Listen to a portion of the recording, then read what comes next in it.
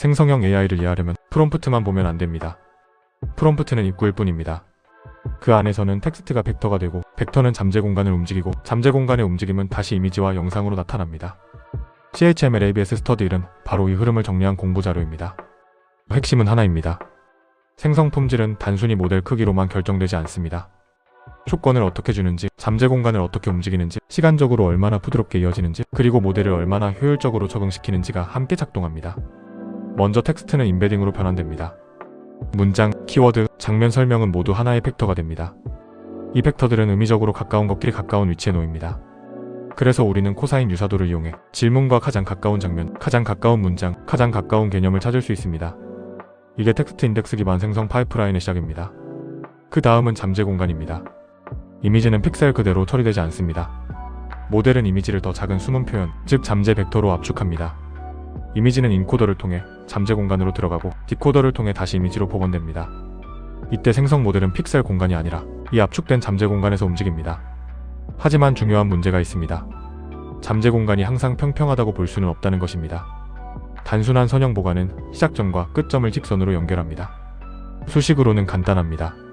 하지만 실제 생성에서는 이직선 경로가 이상한 영역을 지나갈 수 있습니다. 그 결과 인물의 정체성이 흔들리거나 표정이 갑자기 변하거나 배경이 녹아내리거나 영상의 움직임이 지연될 수 있습니다. 그래서 잠재 공간을 단순한 유클리드 공간으로만 보면 부족합니다. 여기서 리만 기하학적 관점이 필요합니다. 리만 기하학에서는 거리 자체가 위치에 따라 달라질 수 있습니다. 어떤 방향으로 움직이는 것은 저렴하고 어떤 방향으로 움직이는 것은 비쌀 수 있습니다. 잠재 공간에서 어떤 작은 변화가 이미지에 큰 변형을 만든다면 그 방향은 비용이 큰 방향입니다. 반대로 잠재 공간에서 움직였지만 이미지가 자연스럽게 변한다면 그 방향은 비용이 낮은 방향입니다. 이것을 수학적으로 표현하는 것이 매트릭 텐서입니다. 매트릭은 잠재 공간 안에서 어떤 움직임이 얼마나 위험한지 또는 얼마나 자연스러운지를 측정하는 규칙입니다. 이 관점에서 좋은 경로는 단순한 직선이 아닙니다. 좋은 경로는 에너지를 최소화하는 경로입니다. 이 경로를 지오대식이라고 부릅니다. 이미지 투 비디오 생성에서는 이 개념이 매우 중요합니다. 영상은 한 장의 이미지가 아니라 시간에 따라 이어지는 잠재 상태의 흐름입니다. 그래서 프레임 사이의 거리뿐만 아니라 속도와 가속도도 중요합니다. 첫 번째 차이는 움직임의 속도를 조절합니다. 두 번째 차이는 움직임의 흔들림, 즉 갑작스러운 꺾임을 조절합니다. 영상이 부드럽게 보이려면 잠재 공간의 이동도 시간적으로 부드러워야 합니다. 다음은 확산 모델입니다. 확산 모델은 노이즈를 제거하는 법을 학습합니다. 처음에는 깨끗한 이미지에 점점 노이즈를 추가합니다. 그리고 학습 과정에서는 그 노이즈를 다시 제거하는 방향을 배웁니다. 실제로 생성할 때는 잡음에서 시작해 점점 의미 있는 이미지 구조를 복원합니다. 잠재 확산 모델은 이 과정을 픽셀 공간이 아니라 압축된 잠재 공간에서 수행합니다.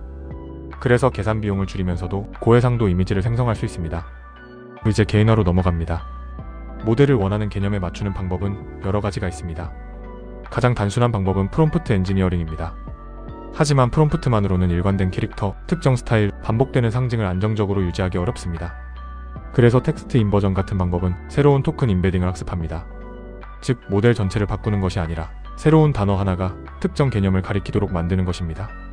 하나의 커스텀 토큰이 특정 인물, 특정 스타일, 특정 오브젝트, 특정 세계관의 상징을 담게 됩니다. 하지만 더 강한 적응이 필요할 때는 로라를 사용합니다.